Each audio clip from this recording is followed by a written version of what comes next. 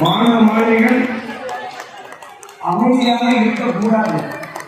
உங்கள் சக மாணவர்கள் இந்த போராட்டம் விளையாடும் போது இந்த மாதிரி தகவலை எடுத்து அவர்கள் உற்சாகப்படுத்த வேண்டும்.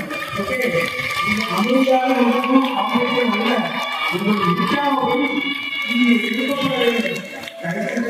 ஆனால் தயவு செய்து யாரும் பிசி அளிக்கப்பட்டிருக்கிறது அவர்கள் மதிப்பை குறைக்கப்படும். பிசி வந்து யாரும் இருக்கிறது கைத்தட்டு. ஓகே, அவன் பேர் எடுத்து கட்டுங்க, தப்பே கிடையாது. இப்போ